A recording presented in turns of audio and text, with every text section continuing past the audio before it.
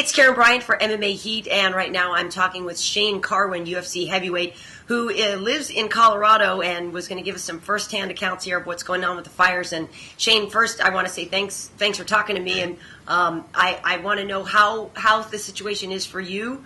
I guess you're in Greeley, right, which isn't too far from where a lot of the activity is. So. Yeah, so, I'm probably maybe 20, 30 minutes from where one of the first major fires broke out, that Hyde Park fire, and that one's close to home. It's on one of our favorite lakes that we like to go up and enjoy. And actually, when I was a kid, where my aunt and uncle have a cabin, that area is affected as well. So. We've been able to, Good For You's been able to help and support and supplying drinks. I think we've given them around probably 3,000 or 4,000 drinks for them. And the first time we went up there, when it kind of just broke out and it had been, the fire is basically some of these nights it explodes overnight, which is crazy. There's a lot of beetle kill in the trees up there, a lot of dead areas. So there's a lot of fuel for the fire, and then the hide, as dry as it's been, and it's hot and all that. So it's crazy. I mean, just to see what these firefighters have to go through. They're working 20-hour days, and then I drive up there, to deliver them these drinks and stuff. And there's 300 or 400 tents outside, and it's like, how would you? I was just thinking to myself, how would you like to work the night shift on the fire? And then come back on 100-degree weather and sleep on the tent and on the ground, it's pretty unbearable. Yeah, absolutely. Well, and I saw some pictures of you, I guess, delivering, some of the drinks to them. You've been involved with firefighters, right, too, or are you just kind of it's sort of a camaraderie that what these guys are going through? These guys are the true heroes out there. Like, I'm a big supporter of the military and, what those guys and their sacrifices to, what they do for their family, for us, and being away for, a year or two at a time and stuff. Like, I can't imagine, having a little one at home, like my daughter, and not being able to see her for a year, or my wife, or my son, and stuff like that. So, these guys are out there and they're fighting battles for us. They're our true heroes, and there's no BS about them. Mm-hmm. How bad is it for you where you live? I know I have family in Colorado as well, and the air quality isn't great, even though they're quite far from Colorado Springs. But I know with the two fires going, so how is it for you? And not to belittle what's going on, but how does that affect you? I know you're obviously always training. I always think about the people, people I know in Colorado are so physically active, and it must be really difficult for you. Well, you mentioned those two fires. I think there's about 7 fires going on right now in the state. So, it all depends on the winds. Yeah. So, I've been pretty fortunate where I live. We've only had a couple days where the winds have brought the smoke in here, and it's been pretty bad. But if the winds are right, then there's no smoke, and you can actually see the plumes of smoke from the fires and where the wind's taking that smoke. So I've been pretty fortunate where we live. Yeah, I did hear that. I guess this morning they were saying that the Hyde Park fire is contained now. The last I saw, it was like 85% contained. So yeah, it could be contained. The one that really got out of control and exploded overnight was that Waldo Canyon fire down there in Colorado Springs, and literally wiped out subdivisions, which is kind of crazy. I don't think we've ever seen anything quite like that here in Colorado. Well, and getting back to the military, with all that happening right by the Air Force Academy, it's one of those things you're like, well, can't the Air Force just fix it? I mean, can't they just fly? Don't they have one of those thingies that they can just fix it? And I know, I mean, they really are, hands-on with some of that military equipment, but do you know if there's anything militarily that you can actually do to contain a fire? I wouldn't have the slightest idea, on how those guys go about, see the firefighters go out, and you think, they're not really fighting the fire. They're trying to build these lines, and they got axes and chainsaws. Right. I can't imagine doing that in 100-degree heat with all your gear on. So, my hat's off to those guys. Yeah, right on. Well, I know they, I'm sure, appreciate what you've been doing for them, and hopefully you won't have to continue taking drinks up there for too much longer.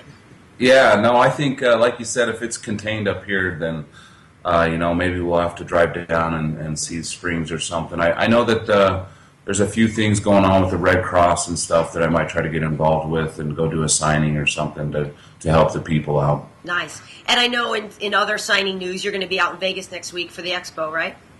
Yep. So, yeah, next. Well, and I'm curious because you haven't gotten to fight for over a year now. It's like a year and a month almost, right? So people must be bugging out right now, wanting some Shane, yeah? I'm excited to get back in there and fight, but these back injuries that I have, or the injuries I have, they're pretty extensive, and trying to get back into and stuff. And it's just something I love to do, and love to be a part of. And I think people appreciate who I am, and being a regular guy and having a job and that stuff. I think that's where a lot of my fans come from. And do you, correct me, you work with you're like an engineer, right? I actually graduated from the Colorado School of Mines with Right. a mechanical engineering degree. So, that was all my mom and her dreams of all her boys having college degrees. So you've got a down and dirty hands-on job yourself too, though, right? Oh yeah. So, I try to be an engineer during the day. The more I get punched, the less I know. So it's kind of a difficult thing to do both of these jobs. Right. Well, that's what I always, I just was talking to Mike Russo the other day, who's a full-time policeman and, a full-time fighter. And how does your schedule work out? Do you train in the morning, go to work, and then train again later in the day? I train in the morning, go to work, and then I train over my lunch hour, and then, it's extended a little bit because I don't take breaks during the day, and then after work I go train again. So, it's just an extension of college to me, when you train for sports there. So it's really all I've ever known. And so you're back at Grudge. Do you still work with Jackson's camp as well? No, Greg, he comes up once in a while, and I've actually never even been down to Albuquerque. Oh, okay. So I just train solely at Grudge, and, mainly with Trevor Whitman and Leister Bowling and those guys there. So, I've stuck with Christian Allen, the guys that I've started with, I've been with, and, I'm loyal to, and those guys are loyal to me. Right. And so what is the prognosis in terms of how soon you can fight, and what have you told the UFC about your readiness date and when you're good to go? Well, hopefully I'm hopefully looking at sometime in the late fall. I go back and it's a continuing process to see my surgeon. I got one of the best surgeons in the country, and I see him again, I think July 11th. So after I get back from the expo, and it's just continuing to monitor my back and my nerves in my legs and my arms and all that stuff. So. But hoping for probably late fall. Back injuries are so scary. How did you know it was something that you could fix and keep going? I mean, we hear everything Tito went through with his back, and you hear those back injuries, and you just said my nerves and my this and my that. I'm thinking, oh my God, dude, you got a wife and a beautiful baby. Like, maybe you shouldn't fight. I don't know. Not that I don't want to see you, but you know what I mean? Yeah. Oh no, for sure. And that's always the major question that we pose to my surgeon, and he's the professional in that, and we ask him. It's not only about how I feel and how I'm going to perform now. It's how am I going to feel when I'm 70? Yeah. That's what's my quality of life going to be when my wife and I are together, and I'm trying to enjoy grandkids. So he believes that everything's going to be fine, and he's able to go in there and fix the problems, and it does take some time to heal, and it takes time for these nerves to regenerate, and that's where we're at. But I trust him as a surgeon and his knowledge and where that'll put me. So what do you make of the heavyweight picture right now? Where do you think you would jump in? I mean, Junior's doing quite well. You fought a lot of the same people. I mean, a lot of the people that you fought are still in the mix there. So where do you think you would jump in, and who would you like to fight, on your welcome back fight?